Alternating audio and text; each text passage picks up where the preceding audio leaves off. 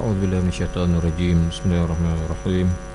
Assalamualaikum warahmatullahi taala wabarakatuh. Alhamdulillahirabbil alamin. Wassalatu wassalamu ala asyrafil anbiya'i wal mursalin wa ala alihi wa sahbihi ajma'in. Rabbi shrah li sadri wa yassir li amri wahlul 'uqdatam min lisani yafqahu qawli. Allahumma ftah 'alaina futuhal 'arifin warzuqna fahman nabiyyin. Allahumma kun ma'ana wa la nada' min arhamar rahimin. Pada malam ini kita tengok kepada bab yang berkait dengan tayamum. Tayamum iaitu merupakan menyapukan tanah ke muka dan kedua tangan sampai ke siku dengan beberapa syarat. Tayamum adalah pengganti wudu atau mandi sebagai rukhsah keringanan untuk orang yang tidak dapat memakai air kerana beberapa alasan ataupun uzur.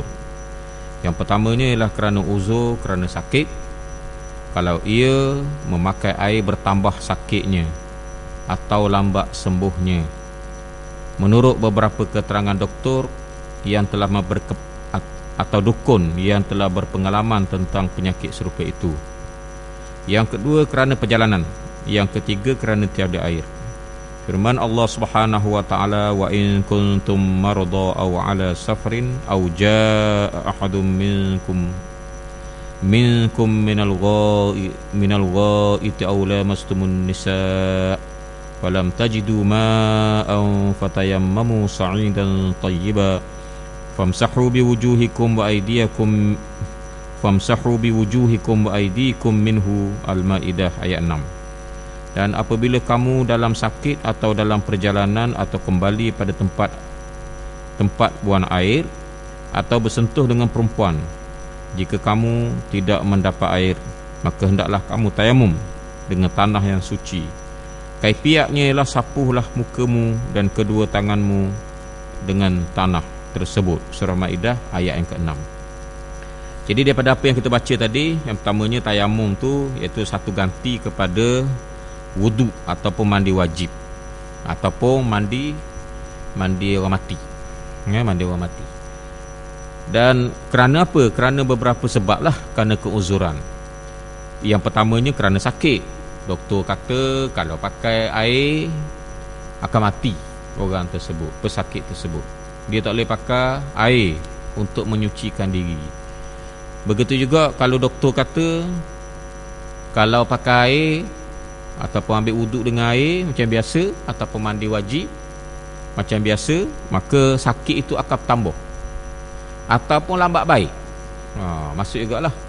Ataupun setengah-setengah kitab dalam kitab Hasyah Qalibi wa Amairah menyebutkan bahawa kalau tinggal paruk pung, tinggal paruk pung boleh tayamum. Kalau kita guna air, dia akan tinggal paruk tu sampai tu lah jawab dia. Ia jadi tak lalap besar situ. Besar pitih 50% umpamanya tak. Jadi air kena pula kat muka pula umpamanya. Okey, pada masa itu kena pula orang puang pula. Okay? Jadi masa depan dia tu kena fikir belaka. Maka kalaulah begitu keadaannya, kalau tinggal paruk, guna air ke tinggal paruk, maka boleh bertayamum. Boleh bertayamum. Ataupun kerana tidak ada air, tengok kiri, tengok kanan, tengok belakang, tengok depan tak ada air, maka bolehlah gunakan tayamum. Syarat-syarat tayamum. Nombor 1, sudah masuk waktu sembahyang. Tayamum disyariatkan untuk orang yang terpaksa. Sebelum masuk waktu ia belum terpaksa, sebab sembahyang belum wajib atasnya ketika itu. Mesti masuk waktu sembahyang dulu. Dak asal lagi tayamum dah. Derah je. Tak umpamanya tak boleh. Dah dia nak iktikaf di masjid, mana tak payah tayamum ke mana? Iktikaf tak payah dah sembahyang. Ke kena dah sembahyang ada tak? Mazhab Syafi'i ni mazhab yang paling ringan bab iktikaf. Saat boleh. Iktikaf saat pun boleh mazhab Syafi'i. Kalau mazhab lain macam mazhab Hanafi, berat, dia mesti sehari semalam baru sah salah satu iktikaf itu. Mazhab Syafi'i kita juga dia tidak syaratkan bersih daripada hadas kecil. Maknanya kalau orang tak ada sembahyang boleh iktikaf. Tak ganggu apa-apa. Tak lah, maknanya kita kata dia tak ada iktikaf lah. Sebab apa? Wangi sokmo.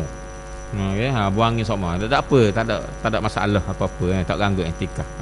Jadi sebelum asar tu dia nak mari masjid awal tak apa. Tapi bila bang je asar, boleh dah nak tayamum. Luar lalulah dia carilah debu-debu tepi tu, tepi masjid dan sebagainya, maka dia boleh bertayamum. Sudah diusahakan mencari air tetapi tidak dapat, waktu sudah masuk. Alasan ayat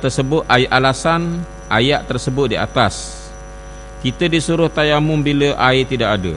Sesudah dicari kita baru yakin air tidak ada, terkecuali orang yang boleh tayamum kerana sakit yang tidak membolehkannya memakai air, atau dia yakin tidak ada air di sekitar tempat itu, maka mencari air tidak menjadi syarat padanya. Iaitulah yang pertamanya ialah bila masuk waktu sekara. Yang kedua dia suruh tayamum bila tidak ada air sesudah dicari air. Tengok kiri kalau tanah rata, tengok kiri, tengok kanan, tengok depan, tengok belakang, cukup dah, payah pergi dah. Tak payah pergi dah kita kata pergi cari siapa sebatu, tak ada. Tengok kalau tanah rata lah. Tanah rata tu tengok macam dia duduk di padang pasir contohnya dah. Kita tak ada padang pasir, buat contoh je. Dah ada gak padang pasir macam padang pasir air laut, di laut. Kita duduk tengok laut, tengok air tak ada dulu. Tengok air tak ada. Dah duduk atas apa? Kapal duduk atas air tu dah. Boleh tayamum lah. Okey. Makna dia tak ada seumpama Malaysia ni ada. Kalau kita kata bandingan di Malaysia tidak ada lah, kita kata padang pasir dah. Okey. Kalau kita kata di padang pasir tu bolehlah kita kata tengok kiri, tengok kanan, tengok depan, tengok belakang. Maka tak ada air tu, maka bolehlah kita bertayamum. Tapi kalau tanah dak rata, hak ni Malaysia kita, ada bukit situ, ada bukit sini dan sebagainya, bolehlah dia cari. Dia kena cari dulu, wajib dia kena cari air dulu. Kalau bukit-bukit tu dia naik atas bukit, kadar mana yang haddul ghaus. Haddul ghaus ni mana kadar mana kalau dia kena apa-apa dia boleh minta tolong orang. Dan raung tolong.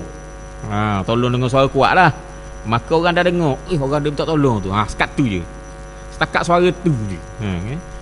Ni kalau tolong tak dengar seorang, tu jauh sangat dah tu cari air, jadi haddul ghaus dia. Maknanya kita kata naik atas bukit, turun bukit sikit, kalau keluar tu boleh lagi dengar. Orang rumah kita, kampung kita tu boleh dengar lagi, tempat kita duduk tu boleh dengar lagi, kadar tu je. Lebih pada tu tak usah cari lah, tak payah cari dah.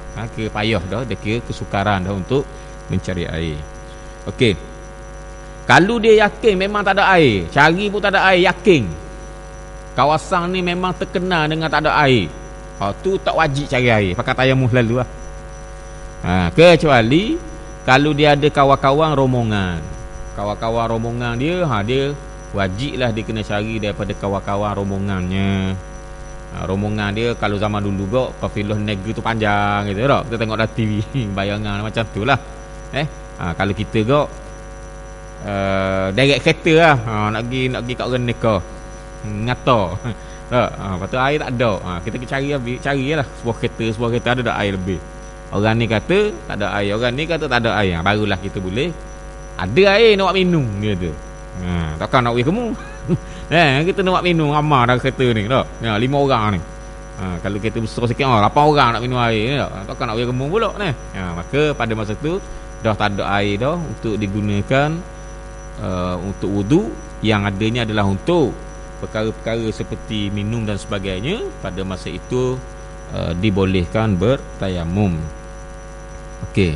Kalau ada air tetapi untuk minuman tadi, maka kita boleh tayamum lah. Air tu cukup untuk minuman. Okey. Ada air lebih tapi nak minum air kucing air. Dia bela kucing. Ada air lebih tapi nak simpan untuk kucing. Macam mana tu? Nak wis kucing dulu ke kita nak wuduk dulu? Kalau kita wis kucing dulu, kita dah nak wuduk lah. Maknanya kita boleh tayamum lah. Tak? Macam mana tu? Pada masa tu, kalau ada binatang yang perlu pada air, dahulukan binatang tu, kita tayamum. Kita tayamum. Kecuali kalaulah binatang itu anjing yang menggigit ataupun babi yang tidak ada kehormatan babi ni. Jadi pada masa itu dak cara dah. Dak cara dah ke babi, dak cara dah anjing yang akur, anjing yang menggigit tadi. Begitulah keadaannya. Kemudian Kalau ada orang nak guna air ada, tapi ada orang nak minum. Ada orang nak minum, tapi orang nak minum tu jenis tak sembayang. Jenis tak sembayang dah. Jadi kalau kita nak wig dia ke ataupun kita ambil wudu, pada masa tu jangan layan kau orang tak sembayang. Dia ke macam ke tak ada nilai dia. Kena ambil wudu dulu. Kena ambil wudu. Jangan wig dia. Maknanya kalau orang tu orang biasa, orang yang jenis biasa macam kita orang sembayang ni tak. Ada air, tapi untuk orang minum ni tu kita bertayamum.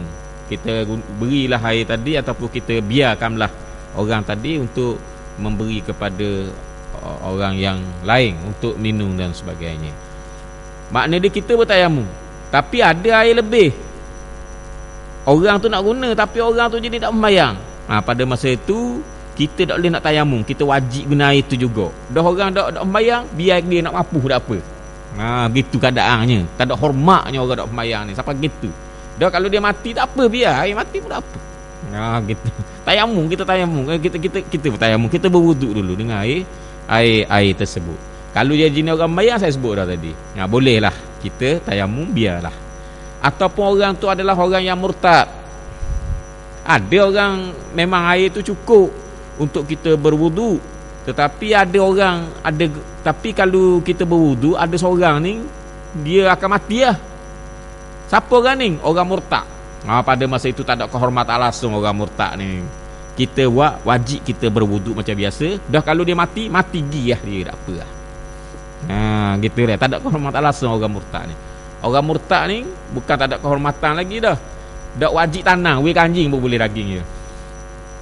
Daging banyak tu biar anjing makan. Tapi kalau ganggu orang, barulah kita wajib tanang. Ganggu orang musuh bangga dah, umpamanya barulah. Tak ada kehormatan langsung orang murtad. Orang murtad ni orang yang terkeluar daripada agama Islam disebabkan dengan 3 perkara. Sama ada dengan percakapan, sama ada dengan perbuatan, ataupun dengan i'tiqad. Ada satu lagi dengan at-tark. At-tark ni dengan meninggalkan. Ada juga setengah ulama memasukkan at-tark, meninggalkan. Meninggalkan. Jadi orang meninggalkan tu jarang dibincangkan. So kiralah tu kita tak bincang tu. Tapi kalau orang murtad, tidak ada kehormatan. Macam dia ada ke tak ada, macam tak ada. Begitu juga dengan orang kafir harbi. Orang kafir harbi ni orang kafir, tapi dia memusuhi Islam. Bila sebut Islam, dia jual lalu. Dia kalau kita tengok lidah lalu Islam, lidah tepi. Gitulah. Tak berakhirnya ke Islam. Bila sebut hukum Islam, lalu dia. Hina Islam, hina hukum Islam, mencabar Islam, ada juga ni. Dah orang macam-macam dah. Mencabar lagi, nak lagi lebih. Nak lebih lagi, biar Islam tak jadi agama rasmi pun. Kakak tu. Kafir jenis gitu, kafir harbi dah. Kafir yang tidak menghormati Islam, tidak menghormati Islam, makna dia kafir macam tu, kafir harbi. Ataupun mempertikaikan hukum Islam sampai orang Islam tak nak bersuara pun tak boleh. Nak berdakwah pun tak boleh. Dakwah Islam boleh, dakwah Kristian boleh juga. Main gitu, dia buat main isu gitu. Tak? Jaga-jaga sekarang ni macam-macam cara orang kafir duk apa ni, duk orang panggil duk sentuh agama Islam sekarang ni. Tak? Nak suruh sama antara Islam dengan agama lain. Murtad pun nak suruh boleh kau. Ni perjuangan orang kafir sekarang ni. Dah, orang Islam ada sokong gitu, macam ke Komanggo dulu dah. Komanggo dulu. Begitu ada juga orang Islam sokong, benda-benda gitu dah.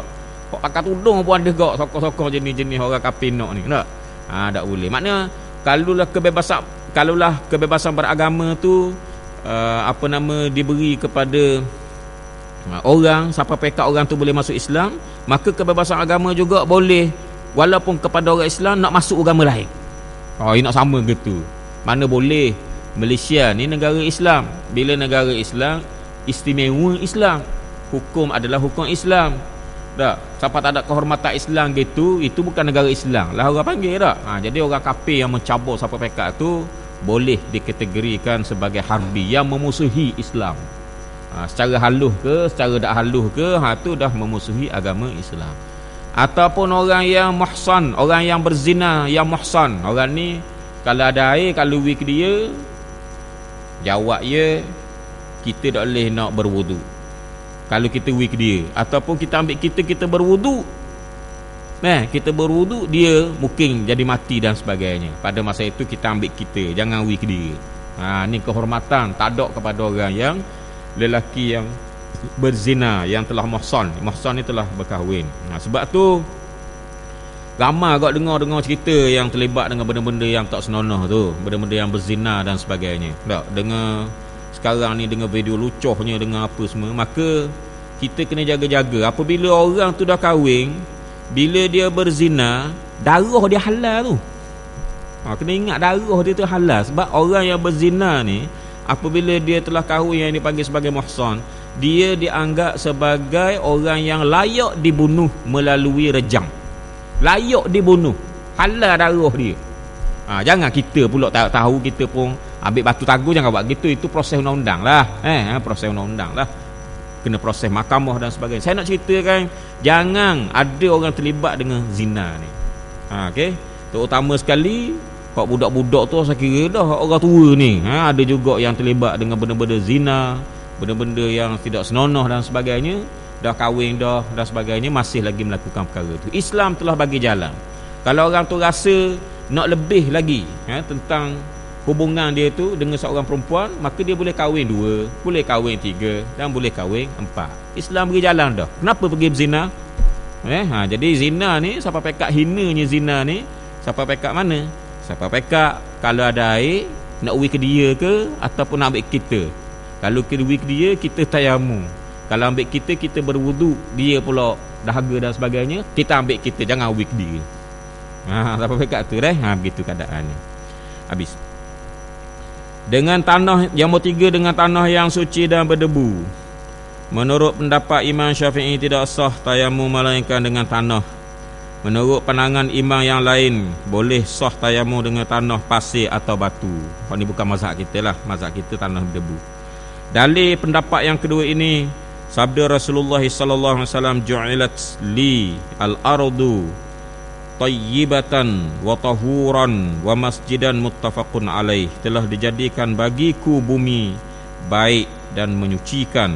Maknanya bumi ini suci dan menyucikan, dan tempat sujud iaitulah sebagai masjid. Sepakat ahli hadis. Perkataan bumi termasuk juga tanah, pasir dan batu. Ini bukan mazhab kita. Mazhab kita iaitu tanah yang suci dan berdebu. Sebab tu sunat bila kita buat kereta tepuk tu, kita buat gini nak debu tu biar jatuh jangan banyak sangat. Takut luka, takut calor muka dan sebagainya. Maknanya berdebu tu jenis berdebu. Kalau jenis pasir hok tu dah payah dah buat gini, tak nekat tau. Pasir hok besar-besar tu memang tak nekat pun, baik tak debu dah. Yang sunat buat gini tu sebab kita nak buangkan benda-benda hok kasar-kasar, tinggal hok debu saja. Maka bila kita sapu tu tidak melukakan muka kita ataupun tangan kita. Mana?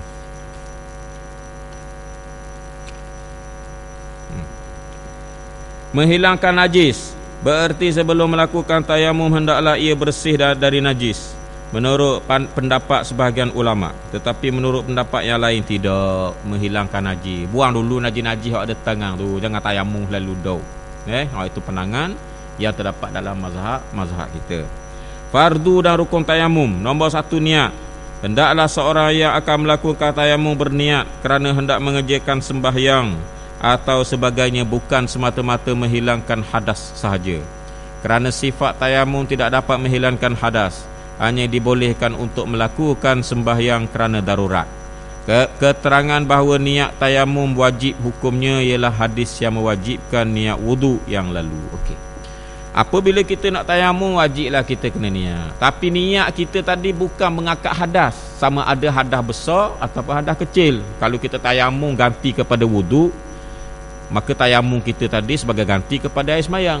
Kalau tayamum kita tu sebabkan hadas besar, maka tayamum kita terganti kepada mandi wajib.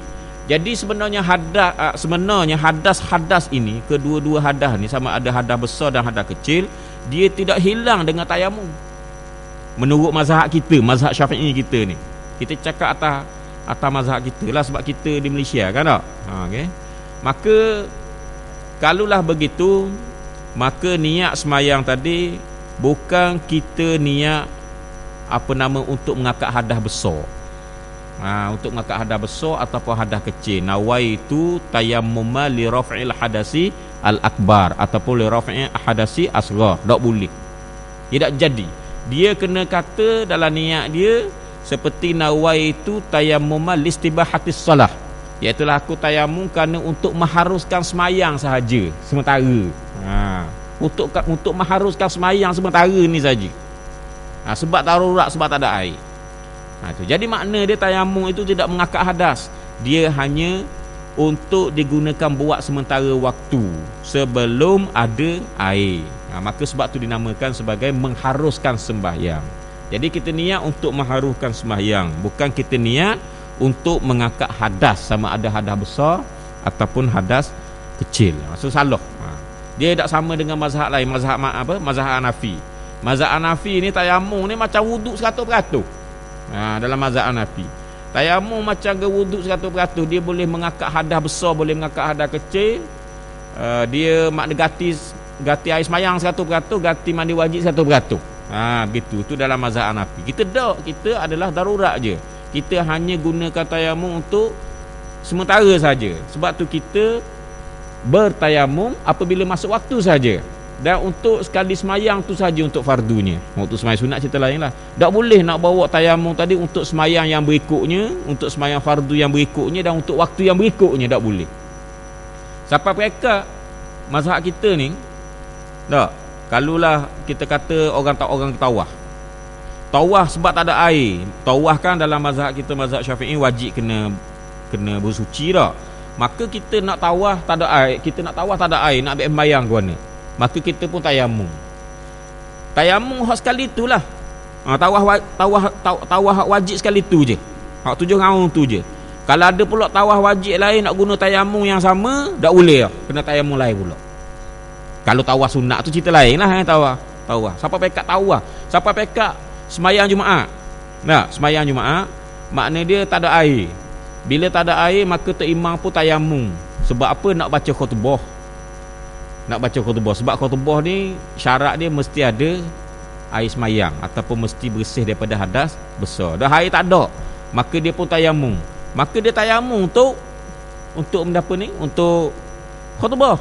Bila tak air nak semayang pula, dia kena tayamum pula kali lagi. Tengok tu dah. Dia kena tayamum pula. Maknanya terimam 2 kali tayamum situ. Nak ceritanya bahawa tayamum ni memang untuk darurat sungguh. Sebab apa jadi 2 gitu? Takut-takut lepas baca khutbah kan ada air kan? Mana tahu? Dia ke gitu. Kalau tak ada juga okey. Oleh kerana semayang Jumaat kena ada semayang, tayamum pula kali lagi. Hak tayamum pertama tadi untuk khutbah Jumaat, sebab khutbah Jumaat ni wajib. Wajib, dan wajib dalam keadaan bersih daripada hadas. Maka dia tayamum lah untuk khutbah. Tapi untuk semayang kena tayamum lain pula. Tunggu kejap. Dah putus mualak tak? Tak putus mualak. Sebab tayamum kejap sangat. Dia putus mualak ni kadar 2 rakaat semayang. Tu baru panggil putus mualak. Mana kita tunggu tu, kalau orang semayang tu boleh 2 rakaat luluh. Teluh lagi semayang tu, kita tunggu kota imam tu lah, terlambat lah. Tapi kalau kita tunggu kejap je dia tayamum, ada apa, tak ada masalah. Tak ada masalah. Tu orang tak panggil putus mualak lagi lah. Tak putus betul-betul lagi. Mana faham ni? Maksudnya konsep mazhab Syafi'i ni, memang tayamum tadi adalah kegunaan dia hanya darurat sahaja. Bila darurat sekadar perlu je.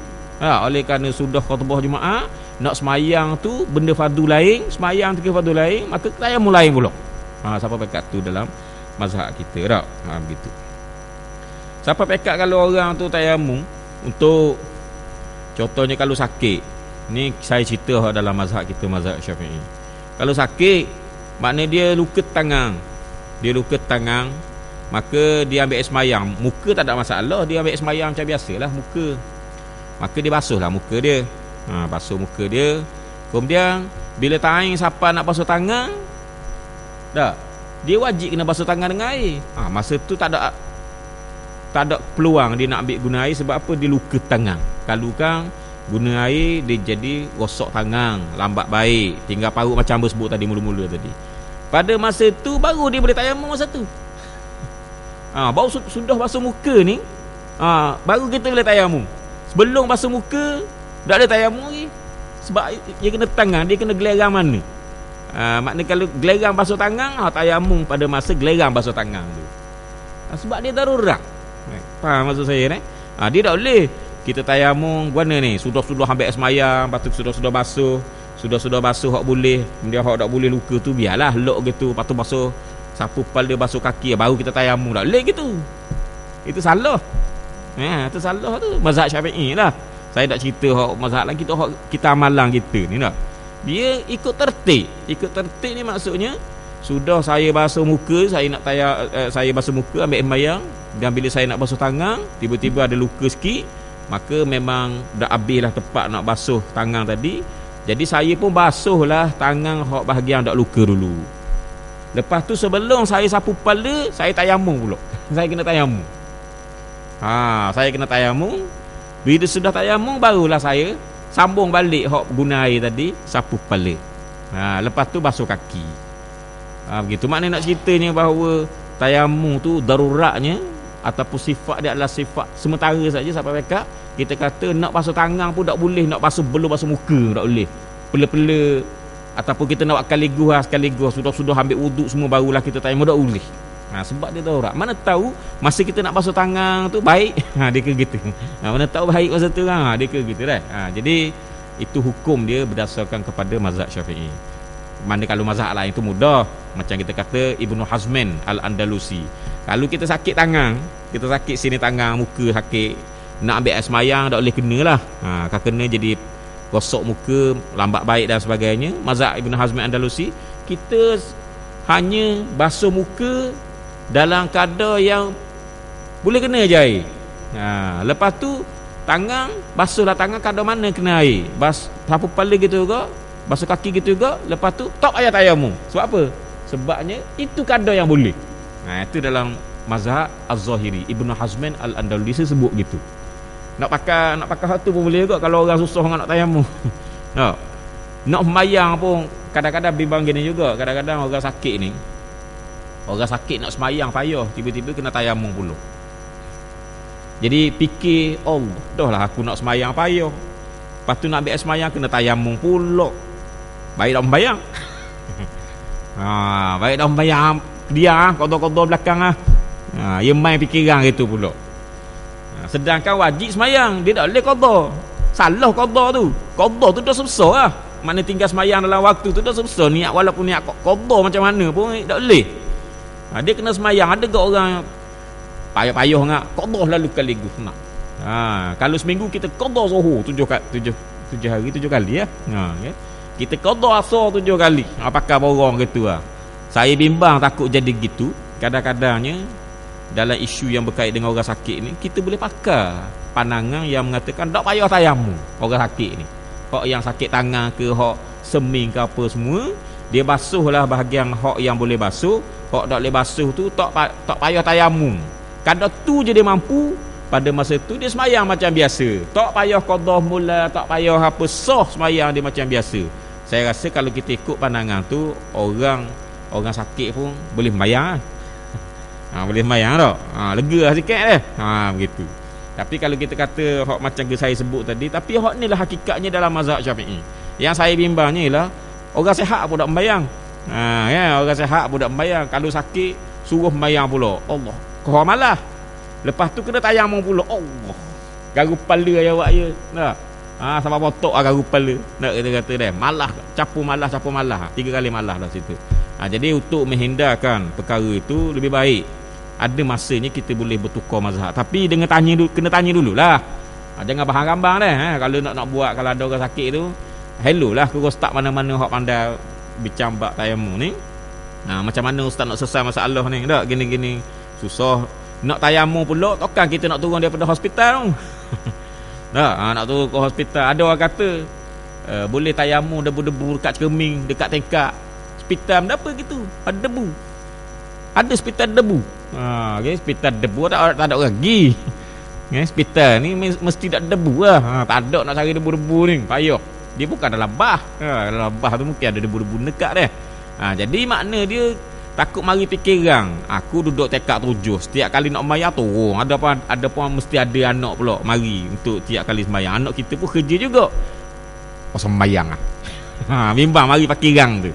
Jadi sebab tu saya cadang. Saya ulang acak benda ni supaya faham betul ni. Jadi konsep kalau dalam keadaan kesusahan macam tu boleh pakai pandangan Ibnu Hazmin Al-Andalusi yang mengatakan dak payah tayamum, ambil air semayang kada mana boleh, pas benda tu dak payah tayamum, mayang macam biasa, insya-Allah Tuhan akan terima deh.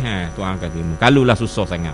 Okey, tapi kalau kita rasa dak susah, jenis memang orang minat semayang, dak semayang dak boleh, sakit demam mesti semayang punya, tayamum semayang dah, tak ada masalah dia, tak ada masalah. Ni bimbang takut jenis-jenis orang yang masa sihat pun tak semayang deh.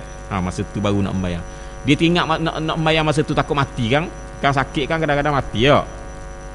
Jadi nak sembayang masa tu teringat sebut tayamum, biar masuk neraka. Takut bimbang gitu yang mikir dah. Sebut tayamum kedak diang tengoklah hisap di hadapan Allah guna-guna diang mikir, malah mikir akhirat. Okay? Bila sebut tayamum tadi saya bimbang takut ada benda-benda macam tu. Jadi bolehlah kita bertukar kepada mazhab lain, tapi syarat dia kena tahu dan kena tanya orang-orang yang boleh beri jawapan lah berkenaan dengan perkara yang saya sebut tadi. Jangan bahan gambang jangan begitu, tak boleh. Tukar-tukar mazhab ni tak boleh bahan gambar, dia mesti ada pengetahuan. Habis. Yang kedua, menyapu muka dengan tanah. Yang ketiga, menyapu kedua tangan sampai ke siku dengan tanah. Keterangannya ayat di atas, semoga tahu. Yang keempat, mentertibkan rukun, artinya mendahulukan muka dari tangan. Alasan sebagaimana keterangan yang mentertibkan rukun wudu yang telah lalu. Sebahagian ulama ada berpendapat tidak wajib mentertibkan rukun tayamum. Kita mazhab Syafi'i tak ada masalah kita nak tertib. Tertib ni faham, tertib ni buat muka dulu, barulah buat tangan. Kenapa payah ni? Tertib dalam wuduk gitu juga. Mula-mula kita basuh muka, lepas tu basuh tangan, lepas tu sapu kepala, kemudian basuh kaki. Kenapa payahnya? Tak. Walaupun mazhab lain macam mazhab Hanafi, dia kata sunat tertib. Kalau kita berwuduk dalam mazhab Hanafi, kita nak basuh kaki dulu boleh. Ulur kaki dulu. Buka air ulur kaki dulu. Perlu ulur basuh kaki selalu lah. Kira ambil sembahyang niat situ. Niat dia kat mana? Niat kat kaki. Bukan niat dalam hati pada masa basuh kaki. Kemudian barulah dia basuh tangan, kemudian baru sapu kepala, dia baru basuh muka. Sah wuduk dalam mazhab Hanafi sebab tak syarat. Orang panggil benda apa? Tidak ada syarat tertib. Tidak ada syarat tertib. Tapi kita mazhab Syafi'i, benda tu tak payah pun. Kita basuh muka dulu, kemudian kita basuh tangan, kita sapu kepala, dan juga kita basuh kaki. Begitu juga dengan pada pandangan saya dalam bab yang berkait dengan tayamum, tak ada masalah apa-apa tertib ni. Dalam mazhab Syafi'i kita wajib kena tertib. Pada pandangan saya tak ada masalah. Kan ada masalah nak sapu muka dulu baru sapu tangan jadi masalah. Tak, sama. Kalau sapu tangan dulu basuh muka pun gitu juga, boleh juga kan. Tapi mazhab kita adalah tertib, maka kena ikutlah sebab dia tidak menyusahkan. Beberapa masalah yang bersangkutan dengan tayamum. Orang yang bertayamum kerana tidak ada air tidak wajib mengulangi semayangnya apabila mendapat air. Alasan ayat tayamum di atas. Tapi orang yang bertayamum sebab junub, apabila mendapat air ia wajib mandi bila hendak mengerjakan sembahyang berikutnya. Kerana tayamum tidak menghilangkan hadas, dia hanya boleh ketika darurat. Jadi lain wuduk dengan mandi wajib ni lain. Kalau wuduk sesas sembahyang sudah, tak ada benda-benda dah. Tak, sesas sembahyang sudah. Maknanya kita tak payah nak ulang balik sembahyang zuhur tadi, hok dengan tayamum tadi dengan ambil sembahyang baru, tak payah. Tapi kalau orang yang bertayamum kerana hadas besar, bila nak sembahyang yang kedua tu dia kena mandi dulu. Kena mandi, hok wajib tu. Kalau ada air ni mandi wajib tu lah. Tu. Kemudian ada perbincangan ulama tentang perkara ni. Umpamanya dibincangkan dalam kitab-kitab fiqh, iaitu kalau kawasan tu memang biasanya ada air, tapi cari-cari air tak jumpa, tapi biasanya ada air. Mana tu? Biasanya ada air, tapi hari tu tak ada air. Kita tak jumpa cari. Tanya orang tak ada air juga. Tanya orang ni tak ada air. Tanya jiran tak ada air. Pelik, biasa ada air kawasan ni. Pada kebiasaannya ada air. Pada masa tu dia pun tayamum. Tak apa lah, tayamum lah. Tetapi kawasan tu biasanya ada air. Maka bila tayamum dia pun semayang. Bila dia semayang, sudah semayang, sesalah. Begitu. Tetapi kalau dia kalau dia belum sedang semayang. Sedang semayang, lepas tu tiba-tiba ternampak air. Masa tu dia kena berhenti semayang, dia kena ambil wuduk. Kena ambil wuduk. Kalau umpamanya kalau dia sudah semayang, kemudian dia sudah semayang, lepas tu dia jumpa air, dia wajib kena ulang balik semayang tadi. Sebab apa? Kawasan tu biasanya ada air. Kawasan tu biasanya ada air. Mungkin sebab dia tak jumpa ke, sebab guana, sebab malang tak jumpa mana telaga pun tak tahu. Begitu. Tetapi kalau kawasan yang biasanya tidak ada air, maka tak timbul dia ulang semayang apa semua, tak timbul hak yang saya sebutkan tadi. Satu tayamum boleh dipakai untuk beberapa kali sembahyang, baik sembahyang fardu atau sembahyang sunat. Kekuatannya sama dengan wudu, kerana tayamum itu ganti daripada wudu bagi orang yang tidak dapat memakai air. Jadi hukumnya samalah dengan wudu. Demikianlah pendapat sebahagian ulama. Yang lain berpendapat bahawa satu kali tayamum hanya sah buat satu kali sembahyang fardu dan beberapa sembahyang sunat. Tetapi golongan ini tidak dapat memberikan dalil yang kuat atas pandangan mereka. Jadi kita pakai hak yang pandangan hak saya sebut tadi lah. Satu tayamum hanya boleh satu sembahyang fardu sahaja, jangan lebih. Tak, untuk satu tawaf sahaja, untuk khutbah Jumaat sahaja. Kalau untuk buat sembahyang Jumaat lain pula dan sebagainya, saya dah sebut tadi. Boleh tayamum sebab luka atau kerana kerana hari sangat dingin. Kerana luka itu termasuk dalam erti sakit. Demikian juga memakai air ketika hari sangat dingin mungkin menyebabkan boleh jadi sakit.